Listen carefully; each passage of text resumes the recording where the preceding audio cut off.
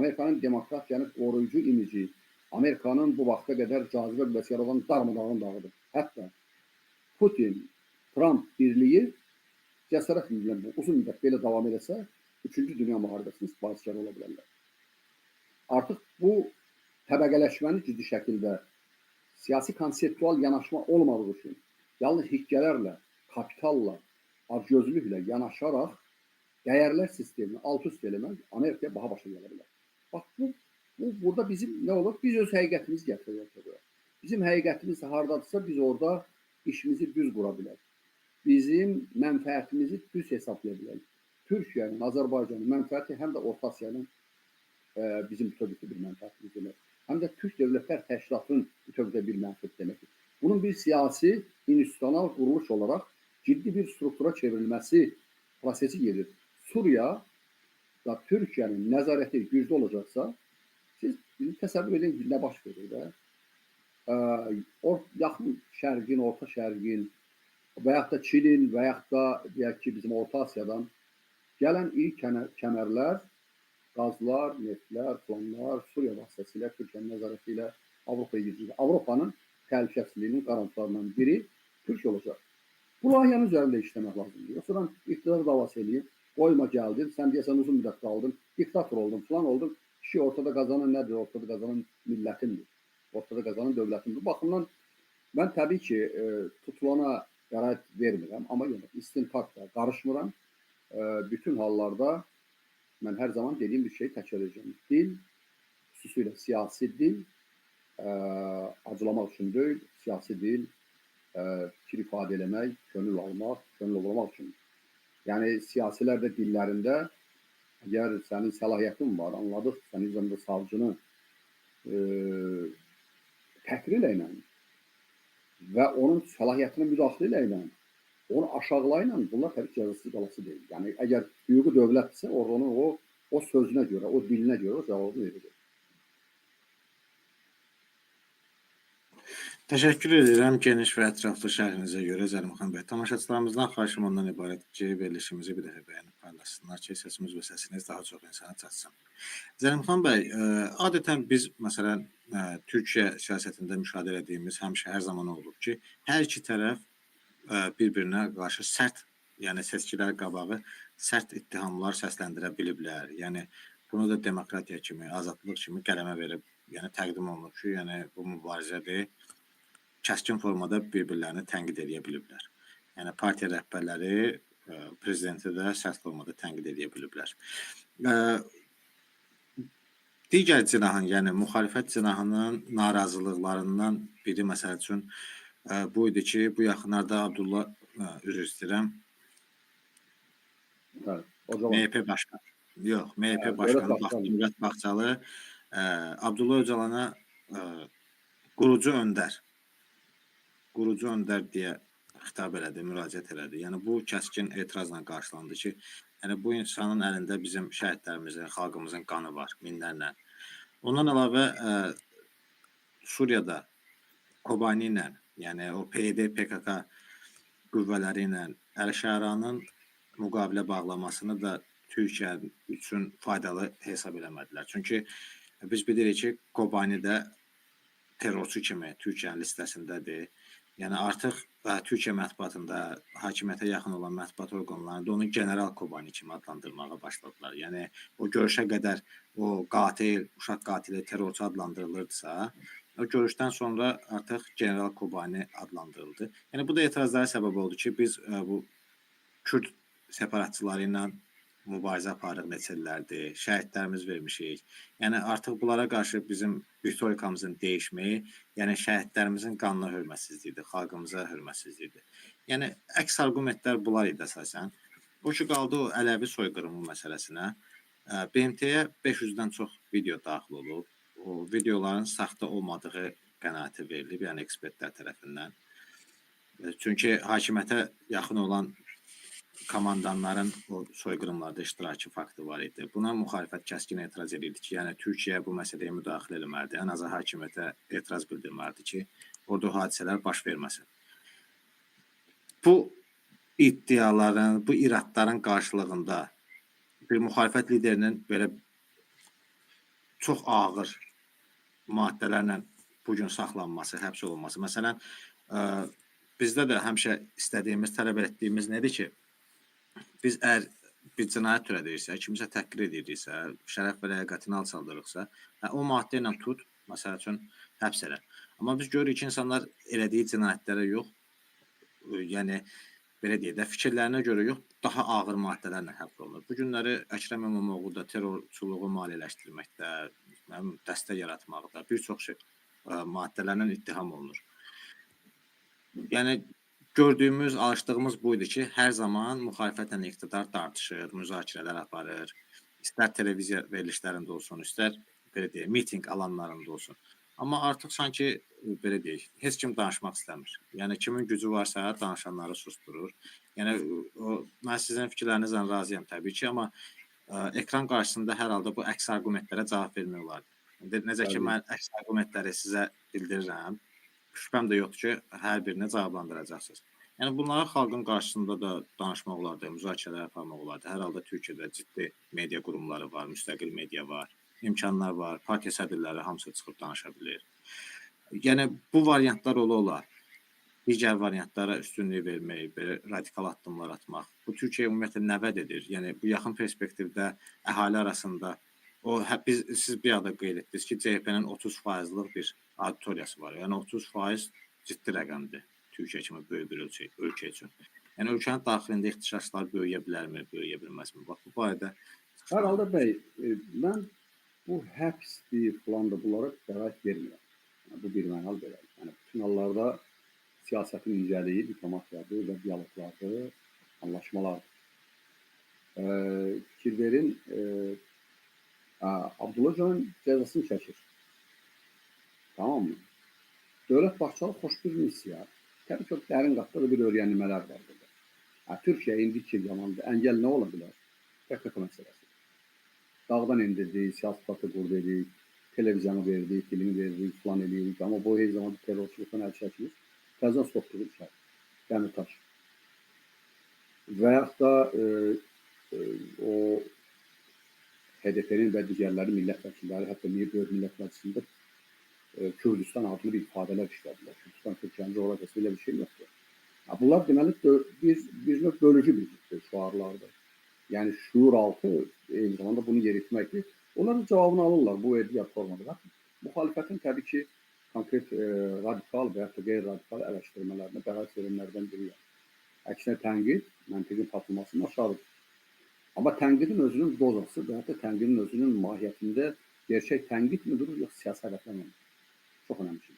Yəni proses mi var, yoxsa gerçəkdən xahiş olunur ki, bizə bir izahat verəsiniz ki, bu Dövlət Bahçalı belədir. Mən oxumamışam o siz dediyiniz ifadəni ki, Abdullah Öcalan nə deyir, deməli qurucu öndər. Mən məsələ oxumamışam, amma həm də PKK-nın qurucu öndəridir. PKK-nın qurucu öndəridir. Burada da əgər bir şeydəki missiya var ki, sən bunu et, biz də bunu edərik, deməli sən acı dildən keçməlisən. İncə əvvəl də qeyd edelim ki, bu şirindirlər. Könül oxşamaqdır, almaqdır, inandırmaqdır ki, bu buna da açılır. Yoxsa sənin gözünü çıxardacağım, ay filan oğlu, filan deyə bunu eləməyəcək. Bu yatırdı onu da orada. Amma bu burada bir diplomatiyanın bir şeyi var, gücünü görsən burada. Diplomati bir hoşgörülü bir şeyin var, bunun arkasında mesajını verir. Sən o toplumun, o silahlı örgütün qurucu öndərisən. Həm də üzərə bir damğa qoyur, ha.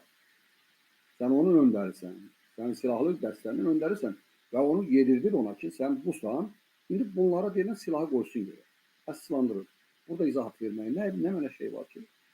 Və ikinci bu Öcalana, məsələn, kimsə satılsa, mən Dövlət Bahçalını az çox tanıyıram. Hətta rəhmətli Alparslan Türkəşin vaxtından tanıyıram. Və kifayət qədər də milli dəyərlərə sahib olan dəhşət bir şeydir. Dövlət adamı. Bir neçə dəfə görüşümüz olub, uzun zaman söhbətlərimiz olub. Onun düşüncələrini bilirəm. O heç zaman bir nəyinsə nəfini, nəyinsə xətrini, bu məqam olsun, bu filan olsun, bu filan olsun, ideallarından, dönən kişilərdən deyil. Mənim üçün Əbül Fəzil hara qədər biz elə bir ideala sadiq bir insanı ki, o cümlədən Dövlət Bahçalı millətin nəfini olan bir şeyləri söylüyor. Dövlət Bahçalı siyasət yürüdür. Dövlət Bahçalı xoşgörülü bir mesaj verir ki, sənin Kürt milləti də yazıqdır. O dövlət də sənindir. Gəlin qurucu millət olun. 1000 illərdə elə gəldik biz. 1000 illərdə elə gəldik Çanaqqalanın, məsələn, nümunə çəkər ki, Çanaqqalada bir yerdə savaşdı. Bu günləri sizi kollanan güclərə qarşı bir səngərdə savaşdıq və zəfərimiz onunla bağlıdır. Bax, bunu deyir, bu çağrı xoşgörülü. Və 2-ci Kobaninin gününə qədər təbii ki, terror siyasındaydı və Erdoğan'ın da açıq bir formada Amerikanı, Fulanı, hətta Rusiya ilə üz-üzə gəlmələri, İranla bir yerdə üz-üzə gəlmələri, hamısı bunları yemləyirlər ki, Türkiyəni zəifləsin. Türkiyəni qol-qanada sındırıb, Türkiyənin ətrafında kuşatma bir dənə saxta bir dövlət qurub və Türkiyəni iç savaşla, dış baskılarla məhv eləsinlər. Çünki Erdoğan bunları bilir və təbii ki, artıq nə olur? İmralıdan gələn səs Dövlət Bahçalının, Böyük Dövlət Bahçalının başladığı böyük bir missiya İmralıda cavabını aldı, mesaj verildi. Qurucu öndər, dırnaqarası deyirəm, qurucu öndər mesajı verdi. Oradan silah yerə qoyuldu. Nə baş verdi? Bunların arxasında duran həm də sən idin. Sənin arxanda duranı bilir kimdir. Onu da bilir kimdir. Yəni Abdullah Öcalan deyir onu. Onu da bilir kimdir. Onu bilirlər, çox gözəl bilirlər. Bu gətirdi silahını yerə qoydu. İndi nə deməli? Çox olsan bilənləri falan idin, yox. Artıq diplomatiya düşürük. Sən bunun deməli Suriyanın idarə olunmasında payçılardan birini çevirəcəksən. Zoran fikir verin. Suriyanın içərisində neçə qruplar var. Daha çox da məzhəbin üzərində, bəziləri də etnik kimliyin üzərində. Onları körükləyən bir tərəfdən İrandır, bir tərəfdən Rusiyadır, bir tərəfdən Amerikadır, bir tərəfdən Batı dövlətləridir. Və bunların içərisində sən bunu onların əlindən alırsansa, Amerikanın əlindən alırsansa, İranın əlindən alırsan və tərk-silah eləyib, səninki eləyirsənsə, icazə verilən terror bu dəfə bura qədər idi səninki. Sən terrorist gəldi, mənim qoyduğum səs platformun üzərinə gəldi. İzahatını mən verirəm də, bax, izahat budur. Yəni, nə deyirsən, sən dilimiz kəsməliyik ki, siyasət nədir? Yəni, siyasətdə bu qədər təcrübən varsa, bizi qədər bir ağır məşəqqətin bir dövrünə keçmirsiniz də. Bu siyasətdə eyni zamanda bu dönəmin ayrı bir şeyləri var. Çünki biz dünya müharibəsinin içində yaşayırıq. Hər gün bölgəmizdə 10 minlərlə, bəs minlərlə bir gün içərisində daşlı insanlar qətl olunur. Dövlətlərin sərhədləri dəyişilir. Liderlər öldürülür. Səddam yoxdur, Qəddafi yoxdur, falanlar yoxdur, hələ kimlər olmayacaq. Dövlətlər baş xərcdən silinəcək. Və yeni dünya dizayn olunur. Dünyanı dizayn edən qüvvələrin də adını bilirik. Ortada biz varıq. Və fikri Türkiyə qədər Amerika bir tərəfdə, Avropa Birliyi bir tərəfdə unikal bir barış diyalog masası qurulmağa iddialı olan ikinci bir dövlət olmadı. Və taxıl embarqasını və hətta ilk dəfə bu əsirləri dəyişdirən Trump deyil, bunu Erdoğan elədi bunu. Yadımızda da bunlar da bu masanı Türk milləti qurubdur. Mən buna qürur duyuram ki, bunu Türk milləti qurub. Oturun, yüz-yüzə gəlin. Bunlar Erdoğan içəri girəndə Rus da durdu, Ukraynalar durdu, alqışladılar. Və Ukrayna xalqı bu günləri Türkiyə həm də Ukrayna xalqını qazanır. Əzilənin yanında olmaqla Ukrayna xalqını qazanır Türkiyənin Ukraynada nüfuzuna baxın, hörmətinə baxın, ehtiramına baxın. Bir Slavyan xalqının içərisində öz milli qəhrəmanları üçün baxırlar. Fakat informasiyalarımız var. Belki bakanlar da olabilir. O da Rusofiller de falanlar her yerde olduğu için bizde de var. Ona göre de bu ikinci Kobani meselesi mənə elə gəlir ki, böyük siyasi açılımın tərkibidir. Ya bundan sonra bizim Amerika Husiləri bombalayır. O Husiləri bombalayır, İran'ı bombalayır. Eyni zamanda Türkiye'nin orada bir işləri var. Bak o gruplarla, Hamas'la, falanlarla falan bunları neytrallaştırıp dinç məcələ yönətmək missiyasının daşıyıcılarından biri Türkiye. Türkiye ki bu bölgəni birinci Suriya qurulubdur. Suriyanın bəziləri deyir ki, o demokratiya mümkün deyil. Türkiyəni orta şərq dövlət eləyəcəklər. Özü bilir kimdən danışıram. Mən adını çəkəcəm inşallah yaxın zamanlarda. Yox qardaşım, Türkiyə dünyəvi dövlətdir. Və Türkiyənin Suriyada demokratiya mümkün deyil, Suriyada ədalət mümkün deyil. Bu nə deməkdir? Türkiyə qələt edir, orada nə iş var? Estağfurullah. Türkiyə böyük missiyanın, yəni təsəvvür edin, o cəngəlliyin içərisində. Bir cəmiyyət qurmaq istəyir. Missiyanın yekəliyinə bax, ağırlığına bax. O məhzəblərin, cahillərin savaşdığı, mücərrət bir din məsələsində savaşdığı bir coğrafiyaya girib, həm də heç birinin ruhunu incitmədən, məhzəb ruhlarını incitmədən, deyir, mən məhzəblə, mən müsəlmanam. Yəni, bu deyir, bu bəs eləyir onu. Yəni, məhzəb üstü bir düşünür. Və bu missiyanı həyata keçirir. Erdoğan'a getmir. Onun məsələ Hakan Fidan, mən eləyər ki, çağdaş siyasi tarixdə Türkiyənin dövlətçilik tarixində çox ciddi figurlardan biridir. Hətta Türkiyənin gələcəyində söz sahibi olmağa qadir olan liderlərdən biridir. Diplomatiyası, dili, üslubu, manevrləri, bilgisi, yaşı hamısı imkan verir ki, İmamoğlu'nun da digərlərində qabağına çıxartmağa kadrlardan biridir. Və yenmə imkanları da kifayət edəkdir. Yəni, Türkiyənin indiki iktidarın Suriyadan sonraki dönemdə o sorunu yoxdur. Sadəcə olaraq o uğuru Türkiyənin əlindən almaq istəyirlər. Türkiyənin başladığı böyük açılımı Türkiyənin əlindən almaq istəyirlər. Onu siyasiləşdirib, siyasi konjunktur maraqlara pərişləmək istəyi var. Ələvilərlə bağlı bəli, o mən deyim, batıda və yaxud da ayrı yerlərə gedən şəkillər obyektivdir, subyektivdir, nədir, 500-ü harada çəkildi, kim çəkdi onu görəsən, nə baş verdi. Sadəcə çatışma meydanında bir insan da ola bilər. Yəni, bütün hallarda, hətta bizim hərbidə olmuşsan yəqin ki də, hərbi manevrlərdə, təlimlərdə, hərbi təlimlərdə 1-3%-ə qədər itki normal sayılır. Yəni, bu normal sayılır. Dinç hərbi təlimlərdir. Normal sayılır bunlar. Yəni, burada da ola bilər bu şeylər. Təsadüfən dəyən də ola bilər, planlar da ola bilər. Buna da bir araşdırma aparırlar. Yoxsa bunu sən dünyana gerçək, bütün dünyanın üstünə tök, Türkiyənin qoymayın orada, olana görə, məhzəb düşüncəsinə görə vurdu yox. Əgər İranın əlində alət olub Türkiyənin milli maraqlarını vuracaqsa, onun məsələni nasıl olmalı, o qanı yerdə olacaqdır. Dedilər, ya silaha qoyacaqsan, ya da başına silahla yaxacaq. 2 dənə şərt qoyurlar. Şərt də çox möhtəşəm bir şərt. Yəni, Türkiyəni bu qədər yıpratır və Türkiyənin yolunu kəsmək xırda duyğularla olmaz. İran, ikimisən sən, İran Türkiyə ilə dilini düz tapıyor. Yəni, yeri gələndə deməli, daşını Türkiyənin üzərinə atma, Azərbaycanın üzərinə atma. Siyonist deyilən, falan deyilən, utanmırsa, yəni bu Mollanın İslam dininə vurduğu ziyan qədər həm də Türklə bir ziyanı var. Türk millətinin bütövlüyünə bir ziyanı var. Və bizim içərimizdə nə qədər var? Nə bilim, qoymayın, dindarlar tutulur. Dindarı nə iş var terror edir? Mən millət vəkilinə terror edən bunlardır da. Bizimkilərdir də.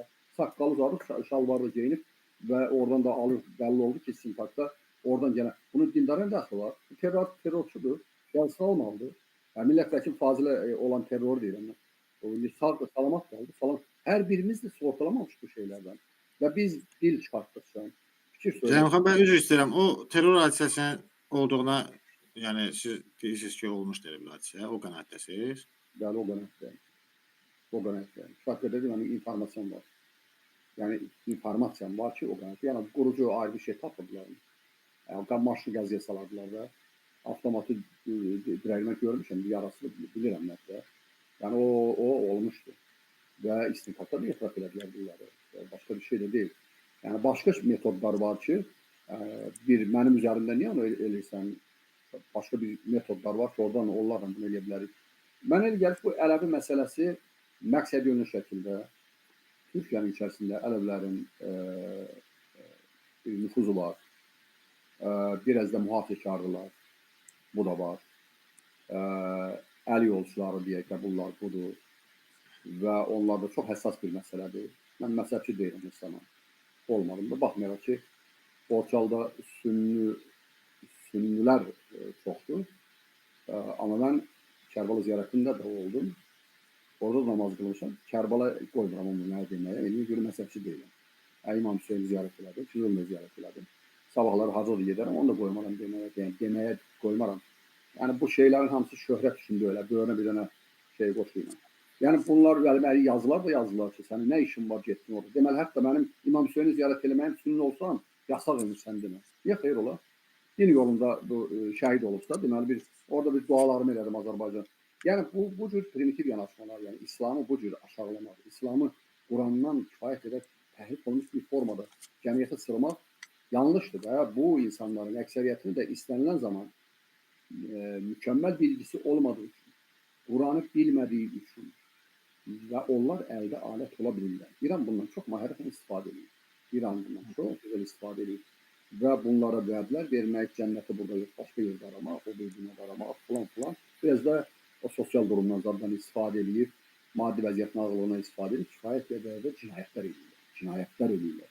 Yəni, məsələn, bildiyim faktlar var, borç aldığı, digər yerlərdə. Bu bir Ələvi məsələsinin 500 dənə faktdır. Mən doğru bilmərəm ki, o qədər kim çəkdi onu görəsən, məhz o qaynar nöqtələrdə sadəcə montaj eləməkdə. Montaj da olmuyor çıxar ki, bir adam vurulubdur.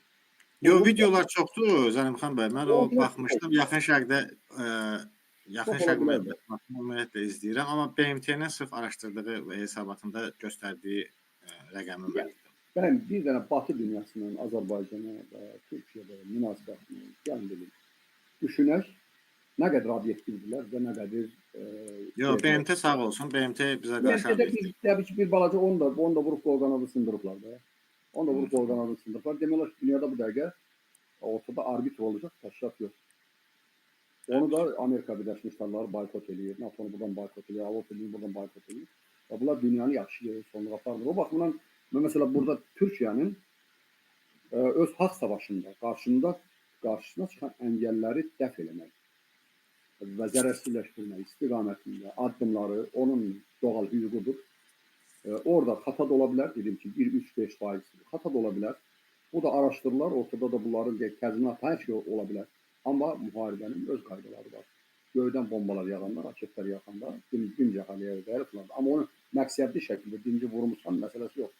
Bu da İsrailin özünün elədiyi qətliamlarda nə qədər dinc insanlar ölür. Və hətta Ukraynada, Ukrayna-Rusiya savaşında.